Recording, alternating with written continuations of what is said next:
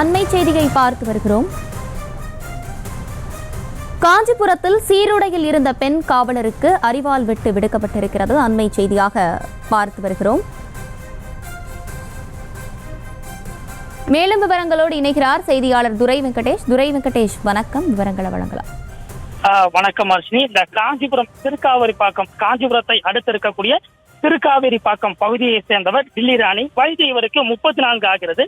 இந்த நிலையில இவர் காஞ்சிபுரத்தில் இருக்கக்கூடிய விஷ்ணு காஞ்சி காவல் நிலையத்திலே காவலராக பணிபுரிந்து வருகிறார். இந்த நிலையிலே டில்லி ராணி இன்று தற்போது சற்று முன்பாக இந்த பணியினை முடித்துவிட்டு தற்போது தனது வீட்டிற்கு திரும்பி கொண்டிருந்த போது காலை தெரு பகுதியிலே இந்தியன் வங்கி அருகே இந்த சரமாரியாக அவருக்கு அரிவாள் வெட்டானது ஏற்பட்டிருக்கிறது.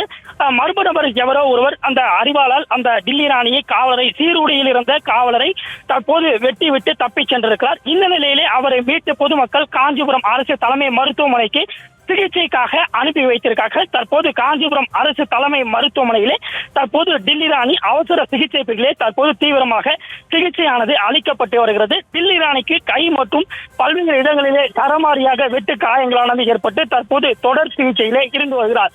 இந்த நிலையிலே டில்லி ராணி இவருக்கு திருமணமானது 2011ஆம் ஆண்டு ஆகியிருக்கிறது.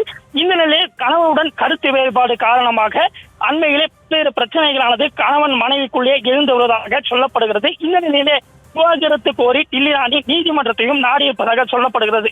இதன் காரணமாக அவர் கணவர் ஏதேனும் இந்த சதி செயலில் ஈடுபட்டாரா அல்லது வேறு ஏதேனும் காரணமா என தற்போது போலீசார் பல்வேறு கோணங்களில் தீவிரமான விசாரணையானது மேற்கொண்டு வருகிறார்கள்.